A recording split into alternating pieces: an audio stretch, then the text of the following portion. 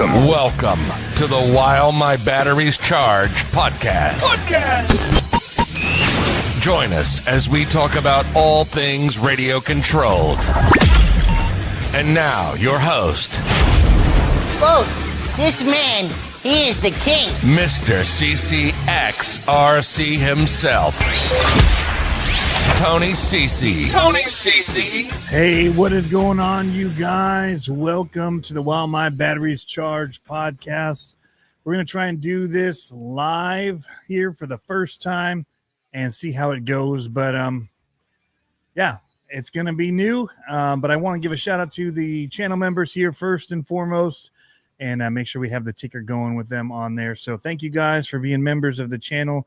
I just posted a video for you guys about a drawing that's going to be taking place here. Again, another drawing for the first 10 subscribers that we had. Then we're going to start opening it up to everybody who has become a channel member since then. So, man, I've got a lot I want to talk about and not a ton at the same time, but I just want to spend some time talking about getting back into racing RC monster trucks this weekend and some of the cool stuff with that, because it's going to be with the crew that I ran with in Virginia. They're coming up to run it at the Monster Truck Hall of Fame International Museum thing. It's a long name. I always slaughter it. It's like the International Monster Truck Museum and Hall of Fame, I think is it. Anyway, that's going to be going on. Nobody knows that this live stream is actually going to be happening because I've just decided I've been doing these as recordings, but I thought I would just kind of branch out and start doing it as a live stream for those that want to tune in. But they're kind of infrequent. They're not scheduled, so they're just going to pop up, and you may be one of the people that jump in and get to see it. So I've got a few little things here that I've got on the side screen. That's kind of my notes of what I want to talk about here on the top tabs of this browser, but that's about it. So it's kind of keeping me in. That's as many notes as I've got to get this going. What's going on, Dana?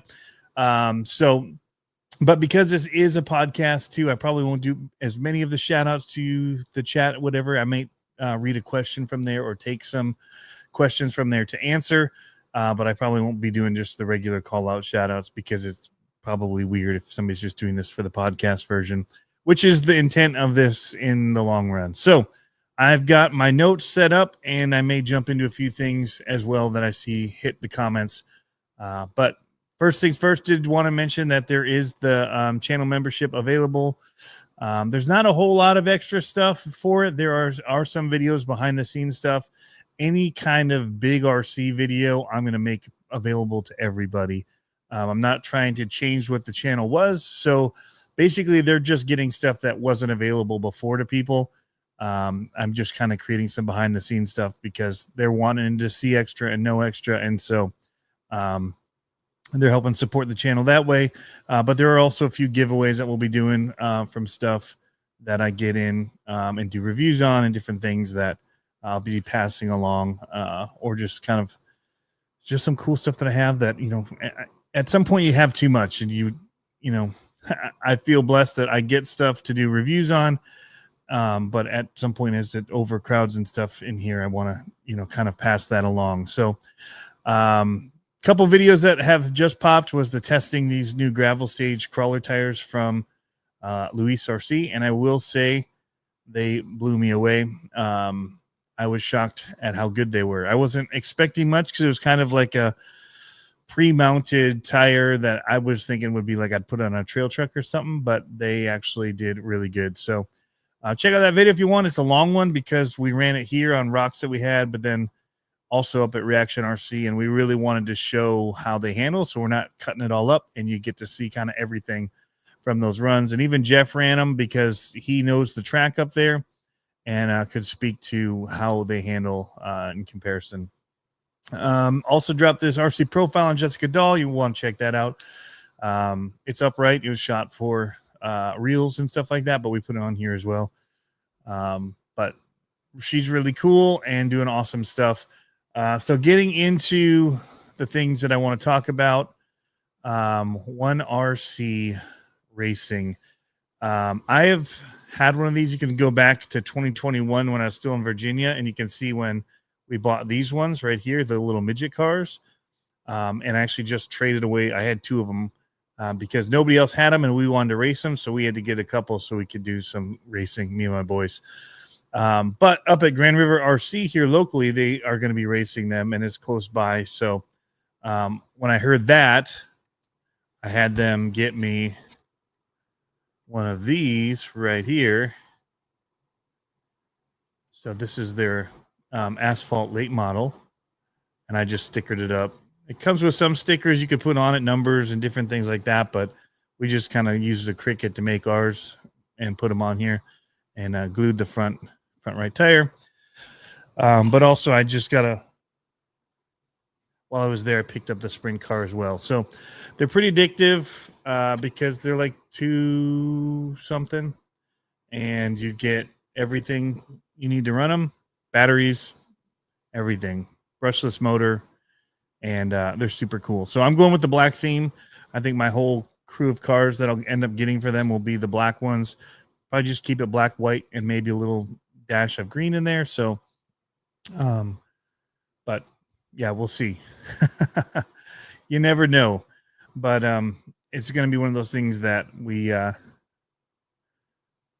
definitely going to be looking into more and more of. The next one that I want to get, I would love to get the truck, and the truck's a conversion kit for the late model that I got, and so I may eventually switch over to the truck, but I'm kind of liking the late model look. The next one I think I'd get is this asphalt modified right here, because they are super fast, planted, and yeah, I thought they looked pretty cool. It's this one here in the middle. But so yeah, getting into that, had the first race that I went to it was their second race, and we went to it on a Wednesday night. They're gonna be doing the races, and right now it's on a every other week schedule, and I don't know if that's gonna be how it stays. I don't know, excuse me, if they're gonna do practice on the weeks between. They're doing a whole lot of things, and there's a lot of switch over on the tracks because they run mini Z's there. They're wanting to run the like micro B's and stuff like that, micro T's, and so they're going to kind of be switching up, I think, how they do it and what nights, so that there's not all this setup tear down, and so that's kind of what's dictating the schedule a little bit. But yeah, it was super fun. I got destroyed, absolutely destroyed. I kept rolling over. I didn't get the glue around the edge of it enough there, so I was still biting and in traction rolling and all that. So it'll take a little bit to get it set up just right, but I had a blast anyway, and was hoping to just stay out of people's way for the time being. And that's probably how it's going to be for a little while for me. But yeah, so we'll be getting these out, and there was a class for the sprint, but the sprint class was really 2 midgets. Me and Slater were running the midgets, and there was 1 sprint car, and he annihilated us. It's got bigger tires. It's a bigger vehicle. It handled the corners better. It was just better in every way. So, but yeah, I'm really looking forward to getting into racing these. The people that had these super modifieds right here, they didn't even let off because they biased the weight so far on this inside that they handled it full throttle even through the corner. It was really, really fun to watch those go. But I think they're going to be actually going to the larger motor. I think these are 8,700 kV motors on these. I can't see it. It doesn't say. It just says warning hot. Oh, wait, this one. This one says, can't see it in the light though. That looks like 8,700 kV. I think they're going to go to the 10,000 kV. So, and that's stuff that they sell on here. I think under electronics, you can get it. But they've got a whole lineup of stuff. I'll put links to everything we talk about here in the description later. I'm going to have to add it later because I didn't get it into it ahead of time. Yeah, here's a 10,000 kV brushless. And then the original 8,700 kVs are right here. And then they come with these DIM packs. Oh, there's a 8,700 with a 12T. So that's for the 18th midgets. Okay. So that's also probably why we were a little slower. So they're showing which ones these are sold for, the card below them. So yeah, they're super cool, and they've got a bunch of them out now, as you can see from the lineup here. Dirt street stock, dirt modified, midget, sprint car. I get lost with all the names of these. Eastern dirt modified. I didn't grow up watching this stuff. Late model, asphalt modified, super modified. Yeah. I would watch sprint cars and stuff like that, midgets, but I didn't get into really watching all this other stuff. But they have it here, and I need to get to some races because it's pretty sweet. And there's a racetrack 12 minutes from me, I think is how far it is to Berlin Raceway. Maybe it's not far at all. But yeah, that's the one thing. So again, they're not that expensive. You can get them here. A-Main also sells them. When I ordered mine, I ordered them from 1RC. But if you went here, you could also get some 1RC stuff. And they have the LiPo batteries you can do. So yeah, like 229, 209. 209 for the already pre-painted blacks. So, but that's again ready to run and start racing. It's pretty rad. It's pretty rad. So certain ones are a little bit more. You'll see this is like the 1.0. This is a 2.0. There's small changes to some of them, servos, little tiny things. But yeah, A-Main has them as well. So that'd be a place to check it out if that's where you tend to shop and have an account there or whatever. So yeah, definitely something that I want to get a little bit more of. In fact, we just put a shelf. You guys can't see it. It's right over on the other side of my computer. I've kind of floated my computer in the middle of the room, which, is interesting to have your desk this way and all the cables off the back. But when I do record music and stuff up here, it's better that way. But so I have now a gap. And so back there, I put another shelf, which is nice because I do have room for more shelving because of the move of the desk. And I've got some minis on it. I got the LMT minis on it. And then these because they're just those, I don't even like the crate kind of things. I screwed them together a while back and we just have it at the house. And we were trying to find out what to do with it. So yeah. So that's the first topic. The second topic is also mini related, and that's the LMT Mini Zombie that was announced. Also ready to run. It is not brushless, and I don't think that it needs to be brushless.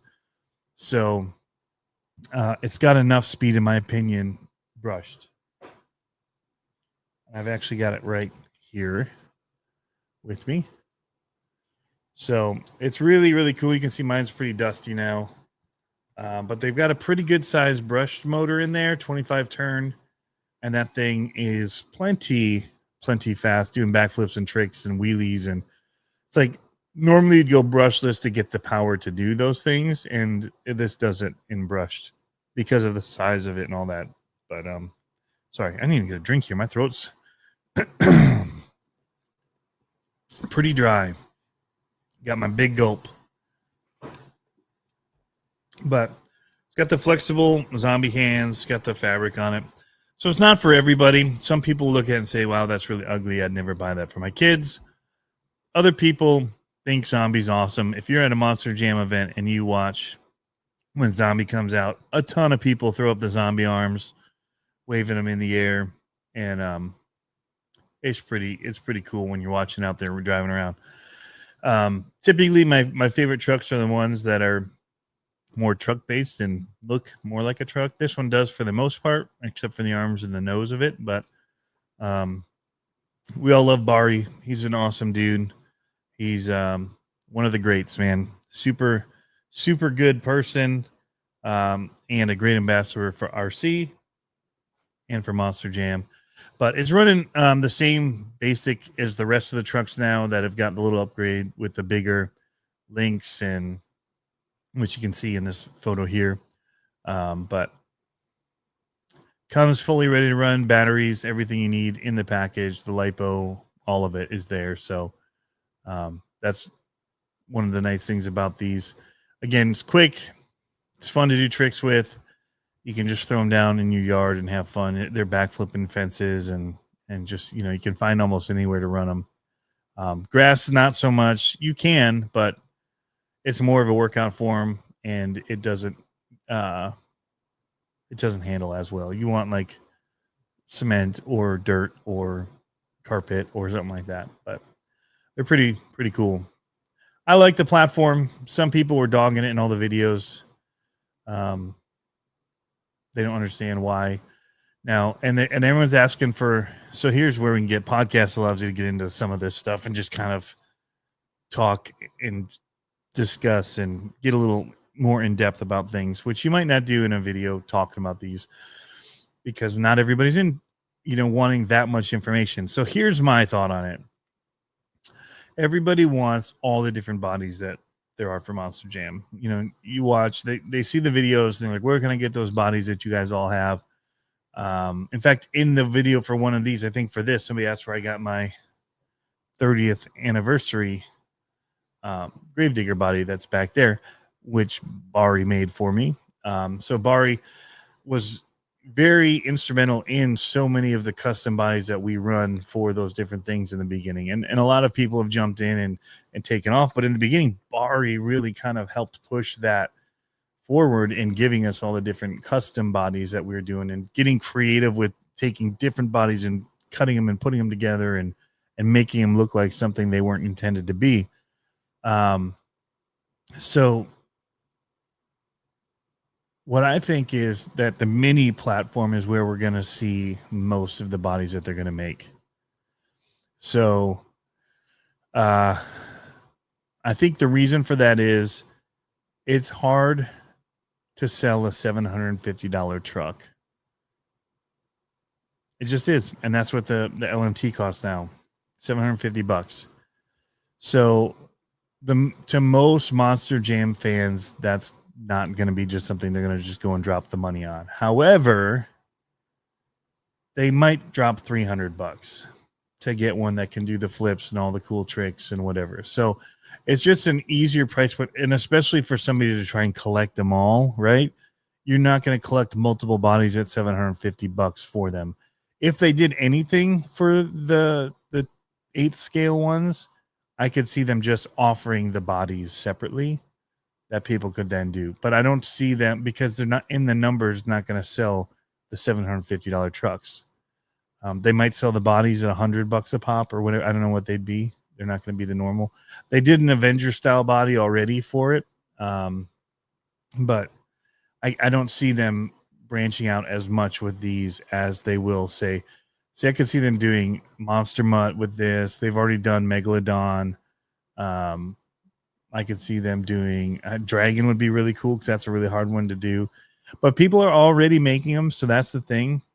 People are making them out of flexible 3D stuff and making them printable and all that, or paintable, and it's pretty sweet. So, but I did see a question in here in the comments if they're going to have a mini class at this event that I'm going to this weekend that we're going to be talking about almost next 1 or 2 bits from now. I don't think so. I didn't see it listed. I will list the classes when I get there. But on the flyer for it here, which is going to reload. Go back to here. Reset on me. That was weird. It said it was going to be solid axle monster truck, 4x4 electric monster truck, mega trucks, LMT, short course, retro, 2.2 mini monster trucks, but that's not what you're thinking with mini monster trucks. They had a class form at their other race, but they were the 24th scale, which were more the FMS style and all that. 18th. I don't think that the LMT minis were part of that. I don't know. We'll have to look into that, but I don't think so based on the rules that were there. And we can probably look at the rules when I jump into some of that stuff. So yeah. And it's at the museum in Butler, Indiana. So that's pretty cool. So, but yeah, I foresee this being the platform that they're going to use to really bring out all the different types of bodies that you could want. Sparkle Smash, I figure they'll do one that will be more of a like a female driver truck and stuff like that, and stuff for the girls, because there's a lot of girls that are into Monster Jam, and they've really gotten behind some of the trucks that the other girl drivers are running, and so yeah, we'll see.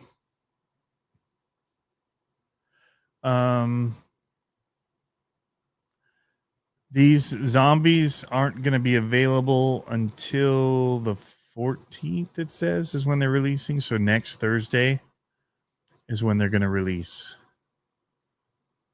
So I think that's what the date's looking like. Today's the 6th, so tomorrow's the 7th. So yeah, a week from tomorrow, they're going to be available. A Lucas Oil stabilizer would be really awesome, actually. And it's more of a real truck-based thing, semi-truck. That would be a sweet one. Female driver. Lots of wins with that. And they're just, in person, it's one of my favorite trucks just because it makes everything look so massive, the way that the body's tucked around it all, and you see the frame, and it's a good one. I wasn't even thinking about that one, but that would be a really, really good one.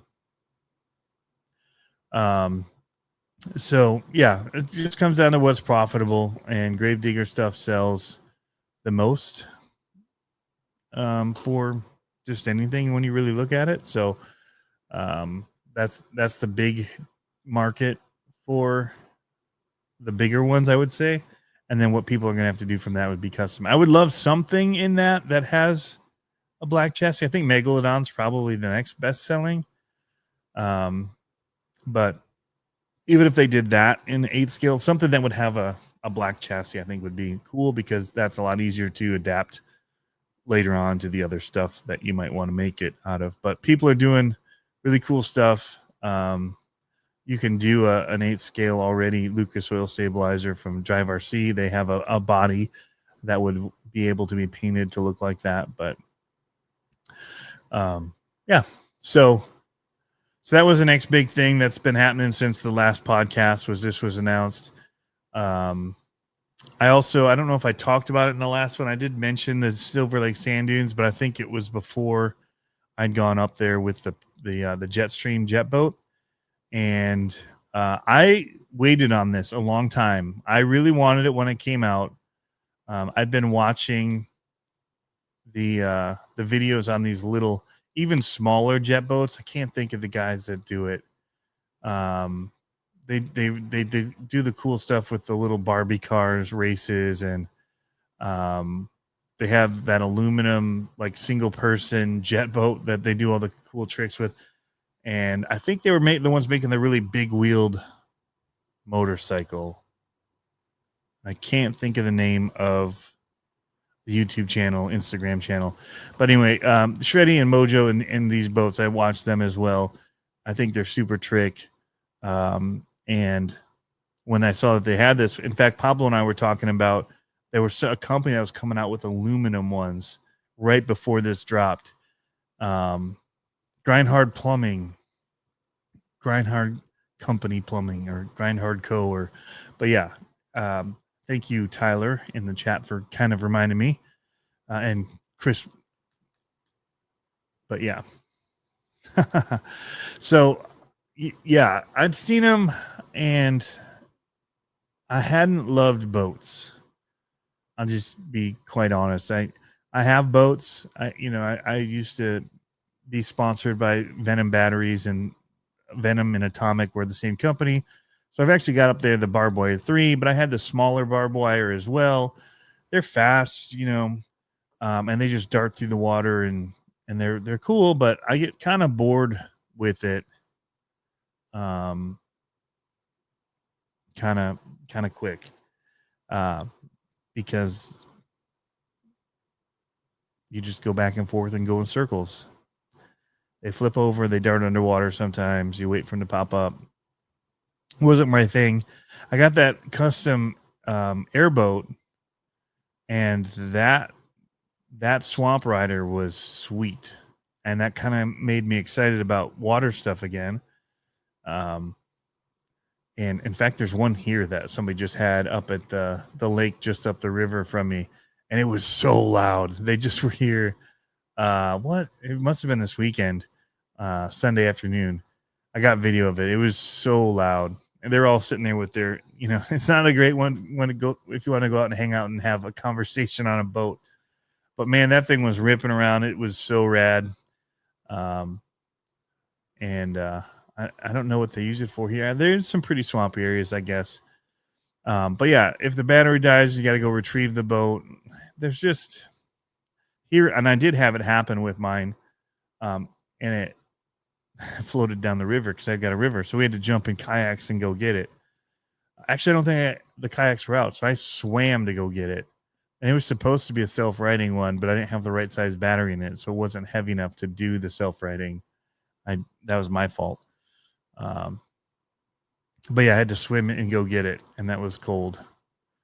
But it was pretty cool, and I ended up getting the Alpha Patrol boat when we moved here, just because it was slow and scale and just fun to drive in the little creek on the side. And I still actually do like that boat a lot. But it's for a different thing. It makes for cool videos. And that's what I feel like this boat is just different. It's wide, it's planted, and I can jump waves with it. And so we've got Lake Michigan here. We've got waves without salt water. And oh my goodness, I took it up to the Silver Lake Sand Dunes because we were going up there to do other bashing and stuff, and ended up just going to the beach and parking there, which made it so easy to get it out there to the water.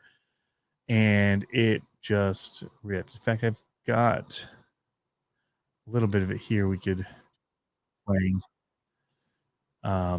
Somewhere in here, there's some bashing. Yeah, here it is at the lake. And but it was cool to ride in the waves and all that. But they were just kind of rolling in on Lake Michigan. It's not like on the ocean. The waves here are just right behind each other and kind of weird things. So it actually was cool because you could jump one and downside the other. And it's not as big a gaps between them as the ocean. So it's really awesome for running in this. And you can ride all the way to shore because you can almost skimboard with it because it being a jet boat. The only thing is, if you like going fast and that's what you love about boats, this won't go fast. And even if you watch the Kevin Talbot videos, they tried to make it 12S. And the problem is that the intake force on the bottom, and as it skips out of the water and is just going fast, you lose propulsion. So it's not meant to be a fast boat. It's meant to be for doing stunts and jumping up little rivers. And it has a pretty good skid plate on the bottom so that you can bounce it off rocks if you are going up rivers that are a little bit rocky. You don't want to totally nosedive into one, but it will skip off of them and allow you to climb up through some of the rockier waters and all that. So lots of cool videos I've seen people do with this. Or you watch 24 Yep, and he was running in his front yard when it was flooded because they had some flooding by him, and that was pretty crazy. So it totally changed the game for me for boating. And it's not because it's fast, it's because I can jump it and I can try to get in the waves and ride them and just have a good time. And I sat there, smile ear to ear, just from the first kick of the throttle, because right off the go, it jumped waves. And I was like, I am sold on this boat right away. And if you watch this video, you'll see it like that. It drew a crowd of people, crowd of guys that were there at the beach coming over and checking it out. And they knew whose boat it was, and they knew that Blake Wilkie was going to be at the dunes later that day. And they're like, man, it's too bad you weren't here later. And that was the only time I've ever flipped it, and it won't self-right itself. But you're not really going to flip it unless you have waves. And at that point, you probably will have a waves that'll send it to shore. But we were also like, it would be awesome behind a wake boat. I don't have a wake boat, but we were trying to make a decent wake with our pontoon boat, and just by hitting the right speed. And it would give us a wake that we could jump or ride in like this and just kind of surf it, which was super fun. Again, just a different experience. but for not being fast and for whatever, they are expensive. $600. But when you look inside them and you actually hold it, it's a hefty machine. And they've got really quality components inside it and all that. So, but it's also a lot bigger than you think it is. It's 24-inch boat, but not like you think, because it's so wide. It's almost as wide, it feels like, as it is long. It's not, but it's super stable and it's got some heft to it. But I was reluctant to get it in the beginning because of mixed reviews and whatnot on it. And then I saw one in person at Duneland. And it was just sitting there, and how big it was, I was like, okay, that's part of it. And then I was kind of like, all right, I think this could be fun. Watching some of the other videos and realizing I could probably jump some ways with it. And we've got the river here. I want something that I could use that would be kind of just take it with me on the boat or take it with me to places we go where there's water. And it's been used twice a week since I got it. So, and usually when I go out, I run 2 battery packs through it. So it runs on 4S batteries. And so I'll run through it and then I'll let it cool down. Everything kind of cool down, hang out, whatever. And then I'll run it again. But it gets a lot of attention. Took it up to Torch Lake and everyone was like, where can I get one of those? So, yeah. I probably could have sold a bunch of them if I had them with me at Torch Lake, because there's some money up there. There's some money up at Torch Lake. Last things I'm going to talk about, just still doing the super comps up at Reaction. I need to get back in and take my 10th scale up there. I ran 18th scale last week, and that's all I ran? No, I had 24 scale too. Oh, I took my identity theft truck up again. My class 2. I haven't ran that in forever. And it was doing great until it wasn't. But I kind of gave up, and I realized that if I hadn't just kind of I thought that I'd already scored too high. I shouldn't have gave up, because I could have done pretty well, actually, because I ran it through the last 4 gates and didn't care. Where a simple winch would have got me through them. But I thought I was nowhere near, but I would have done okay if I'd have just taken the winches. Sometimes I give up too quickly mentally in my mind, and that's what I did. But I do like how that truck drives still. It just didn't do great. But the minis are still a thing, and there's so many things that you can do with them. And a bit more videos coming on that. And we'll keep going. What's Pablo texting me about? I'm getting a text message here from Pablo.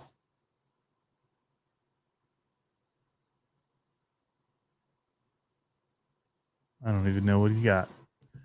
All right, last thing. The main thing that I was coming on to talk about is getting back into monster truck racing. It looks like I might have 2 events I'm going to here in the next 3 months, 2 months. So we're going to be going to the Monsters at the Museum in Butler, Indiana, August 8th through 10th, because No Limit's going to be there. And the crew from Virginia, many of the people that I know are going to be there.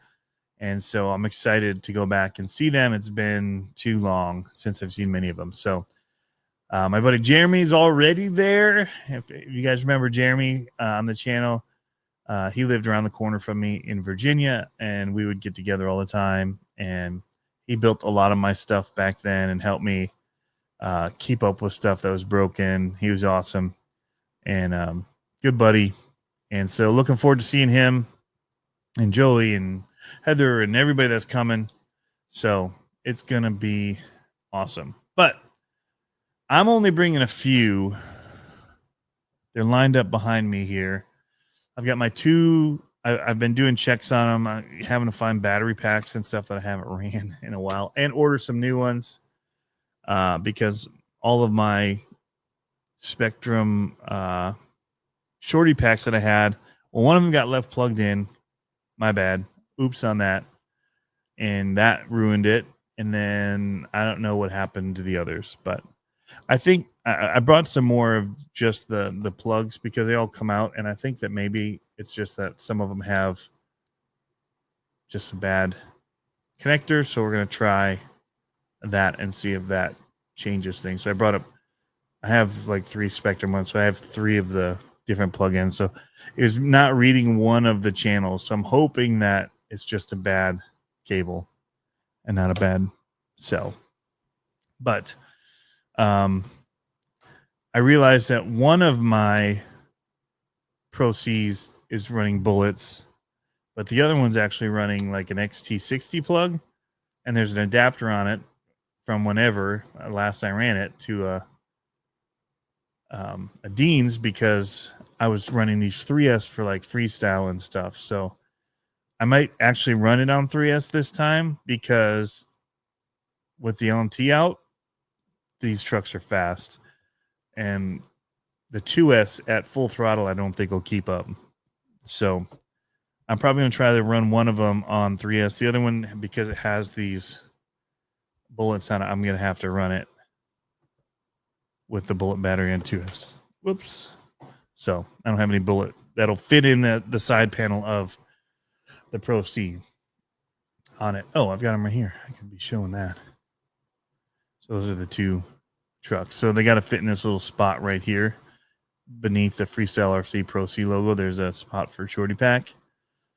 So those are the 2 trucks I'm going to run, the Bad Habit and the Jester. If you look at the Jester, it's got acrylic lower links.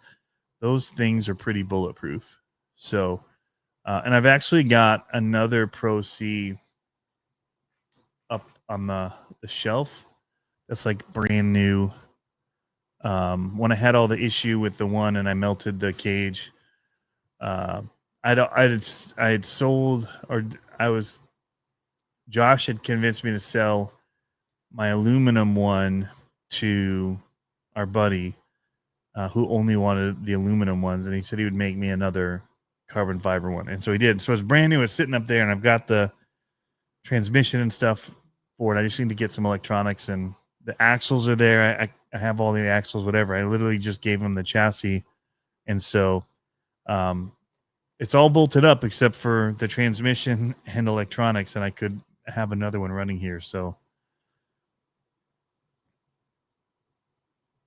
Southern Shocker said all my hard pack shorty Spectrum batteries kept swelling, so I had to give up on them. Yeah, so none of mine swelled. That's what's crazy. Mine are all years later. I guess it's 5 years now, and they look good. It's just the one that I can find is actually my high voltage one, I think, swelled. That's the one I left plugged in. So that was my own fault.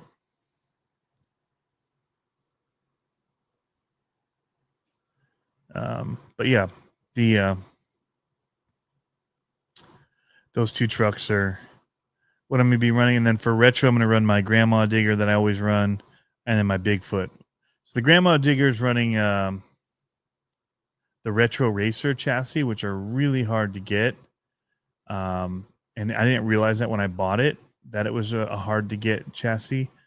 I just wanted it because it was a grandma digger. Somebody had been running one, and I posted on my Facebook, like, this thing's so cool. I would love to have one like this.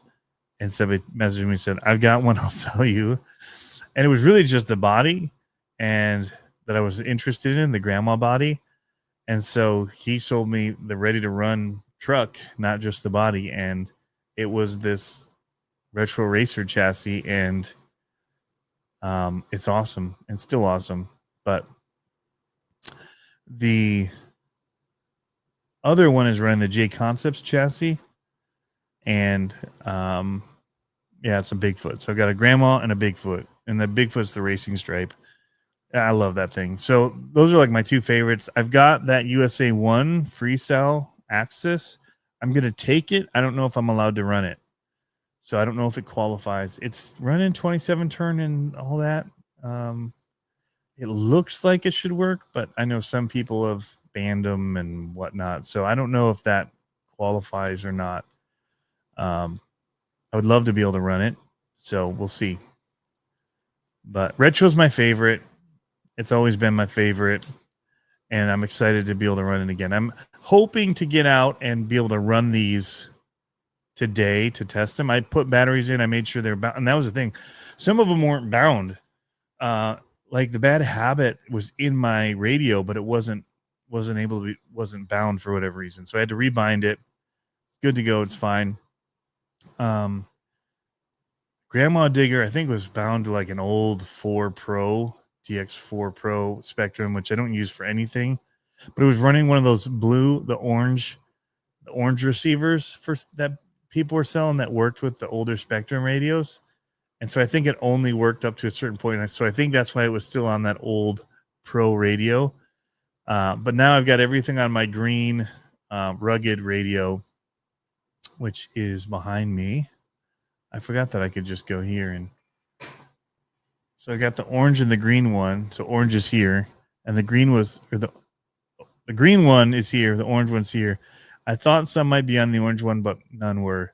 So Jester down there ready to roll. There's my Bigfoot. Then the Bad Habit. Then it's the Grandma. And then I'm going to bring a stock spec class LMT because they have a spec class for those. But it doesn't seem super spec. It looks like you can change. Got to keep shocks on axles. Have to be still like the stock-ish axle as far as internal whatever. You can have a different casing because it doesn't really affect performance.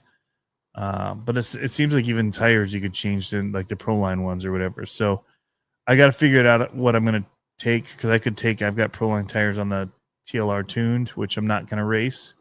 I'm going to race these Pro Cs behind me. So, but yeah, I'm working on getting stuff sorted up here again. The Megalodon here is an SMT10, but the transmission was pulled out of it for that crazy thing I did with Harley Designs and them, that competition. I stole that transmission out so we could direct bolt that to the direct drive it to the rear axle.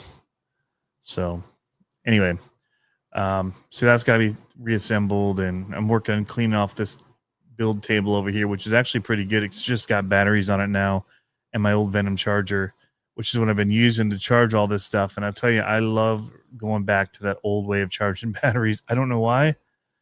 So I'm probably going to just bring that with me to the event, and I won't bring any of the G2 batteries or anything that are smart because I need that for all these other weird ones I'm running on my old trucks anyway. So old charger for my old trucks and the old style batteries I used to run, and it'll be good. So for the LMT, I'll just bring some I've got old Venom batteries that are running those EC5s that'll work with the Gravedigger, and we'll call it good. Won't have to worry about smart doing anything for right now, but it should be good.